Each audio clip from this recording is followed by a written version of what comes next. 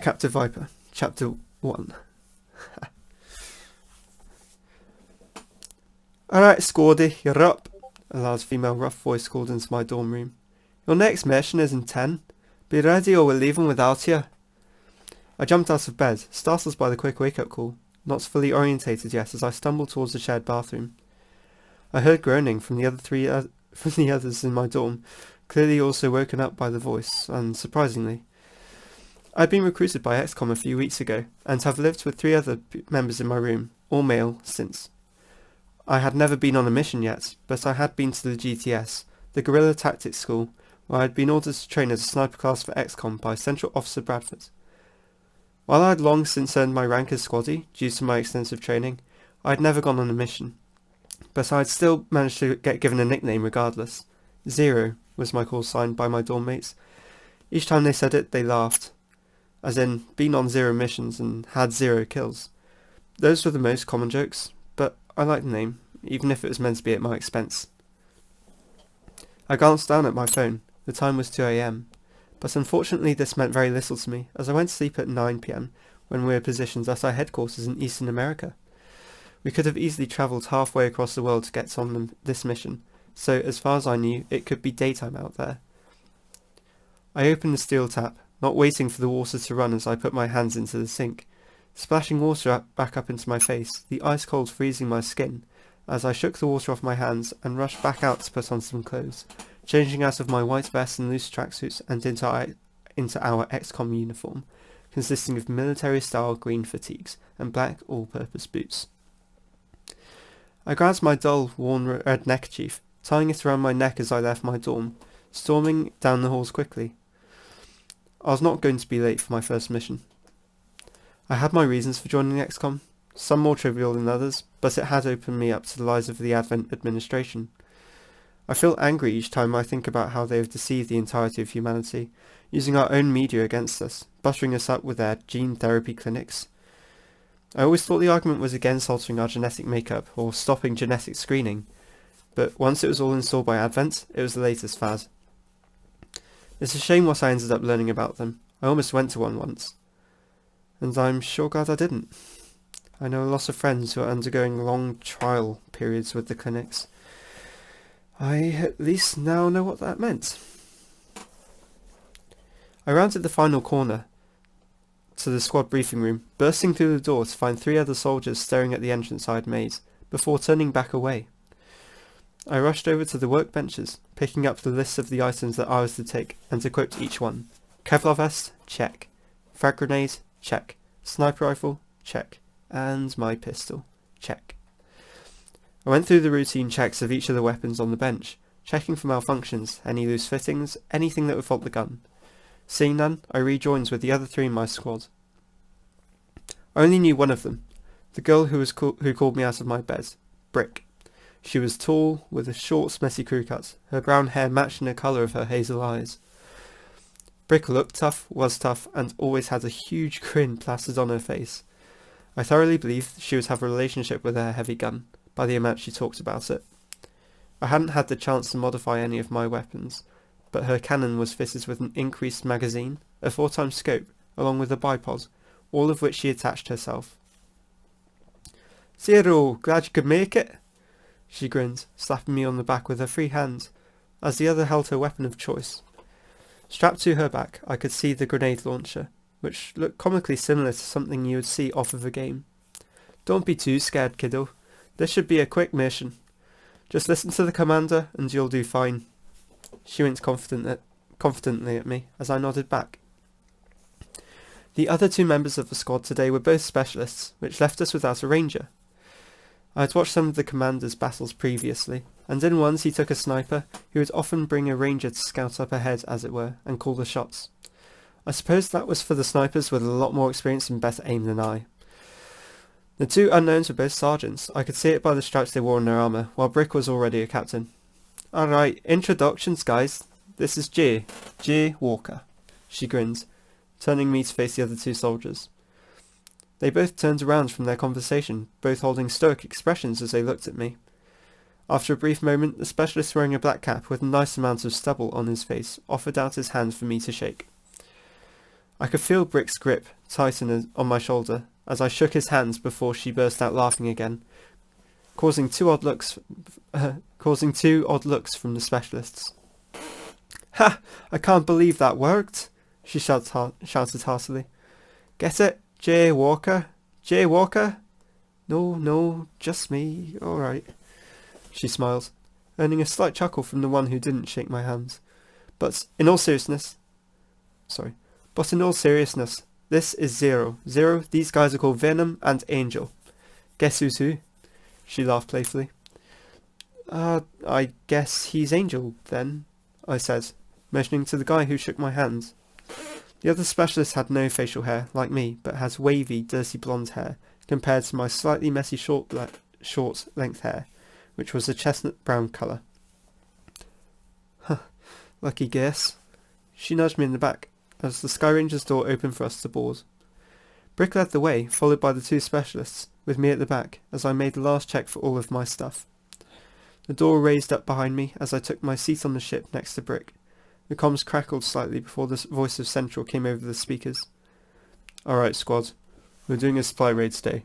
Reports tell us that transport is lightly manned and should be an easy hit. Expect Advent patrols with maybe a couple of mechs there. Zero, we're hoping you can get a bit more experience in the field. Be sure to follow the orders," he addressed, as the ship shuddered under takeoff. My stomach turned slightly as the Sky Ranger began to accelerate towards our destination. The transport has already been hit by resistant members, so they'll be alert, but you can still get the drop on them if you stay in the shadows. Brick grinned towards the two supports again, unease settling across Angel's face once more. "Alright guys, you know the drill. Stay behind me and keep me covered, and this should be no problem," she clarified, even though the commander would be telling her what to do. But she was probably correct. The two specialists could keep her defence up with the gremlins as they pushed forwards, and it's what the commander usually did, alternating the protocol between the two supports, providing a strong front line. It wasn't long before we reached our arrival point, the rest of the journey occupied by Brick trying to start conversations, or talking about her gun, or both. The door opened, with 4 ropes leading down to the ground. The sky was a bright blue, confirming my thoughts about it not being the right time. It must be early in the morning. All 3 of them ran off the ramp, jumping on the rope as I ran behind them, but I stopped at the edge of the ramp, looking down. I immediately felt nauseous, immediately regretting hesitation, as I reached for the rope, just managing to grab one within my reach, and promptly slid down, meeting the others on the ground, and unholstering my weapon. "Geez, what took you so long?" Angel commented scathingly, turning away from me, clearly not wanting an answer. I shrugged his comments away, awaiting my orders. As we moved through the grassy area alongside the train tracks, our boots collected the dew on the blade tips as we moved. We finally reached the halted train, with smoke rising up from further along. Either the train itself, or a fire, I thought, though I'm guessing the former is more likely. As we moved up towards the train, the commander ordered me into a watch post, giving me some elevated grounds, just as Brick was nearing the first patrol. "Alright, Zero, let's get your first confirmed kill. Go for the Advent captain, the one in red. Brick, Venom, on Overwatch." The orders came out, as I began to line up my shot. The Advent troops looked like humans, clad in full body armour, hiding the top half of their face. Their black armour had small plates all over the chest, the arms and legs to provide extra protection. But that wouldn't save them from rounds from my sniper rifle. The captains looked similar to the troopers, except they wore bright red, making them all the easier to identify. Their helmets were slightly larger, also covering the majority of their face, leaving only their mouth and lower face visible. They wore a cape, often, as well, possibly to signify their standing. Estimating the distance between us, I quickly turned up the notch on my scope as I lined up the officer in my sights. "Nighty night," I breathed through the comms as I took my shot, piercing the helmet of the captain and bringing him down in one. The 2 soldiers accompanying the captain froze for a second, before pointing in my direction and running for cover. Before either of them could make it, they were gunned down by Brick and Venom respectively, falling to the ground before they could reach safety. "Nice job. Brick, move up. Specialist on her flanks. Zero, stay put." The earpiece crackled as the others moved up. It wasn't long at all before they encountered a second patrol. Enemy spotted. Angel called through the comms. I preemptively notched up my scope again to compensate for distance, looking down the sights at an Advent Stun Lancer, Sectoids and Captain. The Sectoids had changed over the years. The best I could describe them as was thin, pink, gaunt aliens, with a body that looked human, but their face was rounded, smooth, had 2 large eyes and a permanent grimace, the entirety of their teeth showing. The Stun Lancers wore a slightly sleeker version of the troopers' outfits, but were most identifiable by the red stun sword they wore on their back. To think they used to be used for crowd control. Grenade their covers, the commander ordered through the comms. Without hesitation, Brick whipped the launcher from her back, sending a frag grenade into the middle of the 3. Cover is blown. Negative hit on the sectoid, she responded, updating him on the situation. Angel, engage aid protocol and take a shot at the captain. Venom, shoot the stun lancer, he ordered. Brick crouched behind a low bench as the gremlin flew over to her, emitting a light from in front of her that seemed to distort the air around it, making her harder to hit. The shots rang out one after another. I could see them before the sounds reached my ears, as the captain ducked behind cover to dodge the bullets, while the lancer took the bullets from the rifle, briefly staggering, but rebalancing himself. He managed only to get grazed. Zero, take out that captain, the call came. I aimed towards the tree, as the captain began to lean out to peek around his high cover. I took the shot as it ranged out, the sound reverberating off the buildings near me. I watched a bullet catch the captain in the middle of the helmet as he slumped down into the grass. The lancer dashed towards Brick, but she ducked out of the way of the blaze, while the sectoid ran out of my sight. Watch that sectoid, the commander called, as I saw a flash of purple light flash across the battlefield. Angel gripped their head, screaming into the comms. Get out of my head! He screams, whipping around and shooting to his right. I had heard stories of the power of the sectoid's psionic ability, but I just witnessed firsthand one of my own turn around and shoot their ally because of it. Venom collapsed onto the floor, gurgling as the shots pierced him. Brick glanced back, breaking away from the lancer and grabbing Angel. Snap back into it! Use your stabilizer protocol now! She yelled. But it fell on deaf ears as Angel stared, pale-faced at the body of his comrade, staining the green grass a crimson red. Angel! Brick slapped him across the face as she tried to wake him up. Zero, provide cover fire to Brick. I heard the electronic voice in my ear.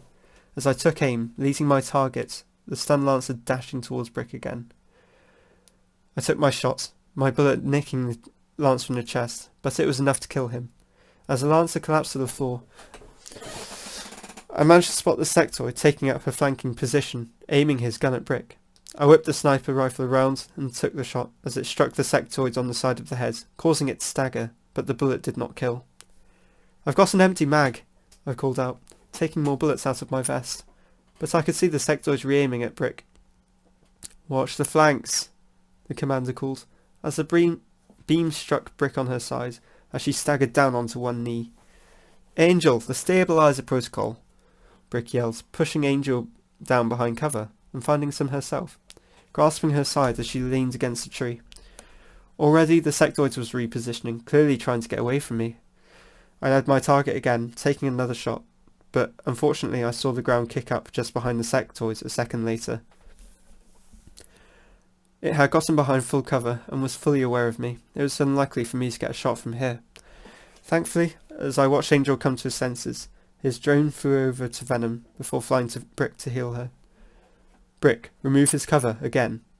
The call came from command, as the wall the sectoid had ducked behind was decimated, leaving me an easy shot as I felled my target, third time lucky. Down for the count, I confirmed in communications, as I could see Brick visibly deflate in relief in my scope. Alright, no other Advent forces in the area. Bring all squad members to evac pronto. The commander ordered. Central ordered. A brief crackle of static signifying him signing off the channel. I headed over to the Brick to regroup. Brick picking up Venom on her shoulders. She looked slightly disheartened as we walked over to evac, Angel holding his head low. I'm sorry, guys. I don't know what came over me, he sighed, putting his face into his hands. Brick shook her head at him and reached over to give him a pat on the back. "It's alright, dude. Shit happens. We'll get through alright, so don't worry," she comforted. "I could have killed him." He looked up, tears welling in his eyes. "So fucking stupid." He sulked, scuffing the ground heavily with his shoe as he kicked at it. The evac zone just up ahead. I felt like giving comfort, but my lower rank and his already possible distaste for me, I could only imagine that it would do a lot worse than I thought it would. "Also, Zero, thanks for the cover," she smiled as she turned around towards me. I gave her a brief two-fingered salute as I smiled back, but her smile wasn't one of her warm smiles. I could still sense how upset she was, even if she hid it. Boarding again onto the Sky Ranger, the ride was silent on the way home. Not even Brick's usual chatter broke the silence. I almost fell back asleep, and so I was jolted back into consciousness by my ears popping as the pressure increased again as we reached the Avenger. "Welcome back, squad. Zero, reports to me in the briefing room for promotion. The rest of you, get some rest." The voice of Bradford rang over the hangar area as we left. Brick laid Venom down on the stretcher, brought by one of the scientists here to take to the infirmary, before giving me a small salute and heading off there herself. I know most people here probably saw in the commander's overview what had happened, so I kind of felt bad for Angel. He's be getting stick for this for maybe, I don't know, the entire time he stays here. After laying down all my weaponry and armour back on its stand, I headed back towards the briefing room, where a man with worn eyes, scars on his face and some stubble stood in front of me. Central Officer Bradford. The man who has kept XCOM alive for the past 20 years, organising the resistance movements against Advent and the Elders, and was crucial to the operation to recover the commander from the stasis suit. I wish I had been at XCOM to see the operation, but alas, I was recruited a while after the commander was rescued. Now, Bradford stood in front of me, his dulled eyes piercing me with his authority.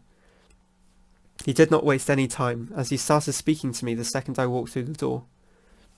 "Zero, on behalf of XCOM, I'm promoting you to the rank of Corporal, due to how you handled the pressure suddenly thrust upon you, and that you picked up 3 confirmed kills. Head down to the GTS to receive your new training. Long Overwatch. Also, here." He paused for a second, offering a new badge to me, my first stripes. "To signify your new position, you are hereby given permission to modify your weapons as you see fit, to the stocks available to you. This does not involve any of the advanced attachments we have stored," he finished, his straight expression almost impossible to read. He held out his hand for me to shake as I reached out to shake it back. He gripped me tightly and shook firmly. I automatically tried to grip him a little harder in response, but all I could feel was my hands getting crushed. As he finally relieved my hands, he strode back past me towards the command centre, leaving me to nurse my hands quickly before I headed back to my dorm. I opened the door to my dorm. My other dormmates were still asleep, so I shut it behind me quietly, heading over to my bunk, re-putting on my vest and tracksuits, and climbed up to the ladder on my top bunk, wary and cringing at the creaking of every step I took there, meeting relief finally as I lay down on my bed. Pulling the covers over me, providing a much-needed warmth to my body, as my eyes quickly became leaden as I struggled to keep them open for much longer.